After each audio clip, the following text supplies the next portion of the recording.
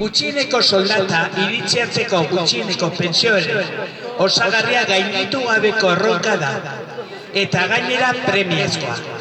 Eta berriro diogu, hau ez da erabilgarritasun ekonomikoaren kontua. Nafarroko gobernuaren eta foru parlamentuaren borondate politiko besterik ez da behar.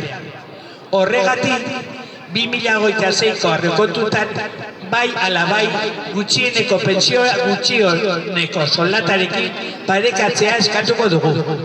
Bestalde, pentsio sistemaren tratamentu mediatiko lerratua salatu nahi dugu.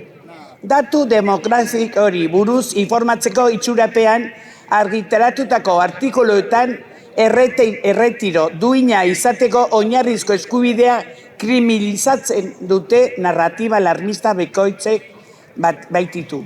Neoliberalismoaren zerbitzurako beldurraren erretorika. Erretorika hau ez da kasualitatea.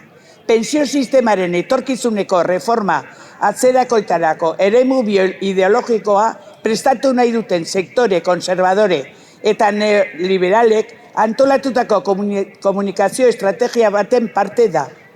Pentsiodunak zama gisa aurkeztea, konpondu beharreko arazo demokratiko gisa. Errealitateren inbertsio gaiztoa da. Azken hamarkadetako oparetasun soziala eraiki dutenak logika horren pean ustezko janasezintasunaren erantzun bihurtzen dira. Eta ez dugu komunikatu amaitu nahi, Palestinako herria pairatzen ari den egoera aipatu gabe. Israelen gobernua, Palestinako herriarekin egiten ari den genozidioaren basakeria kalifika ezina da. Gosea gerra arma gisa erabiltzea edozein gizakiren mailarik ankerrena eta adoltsuena da.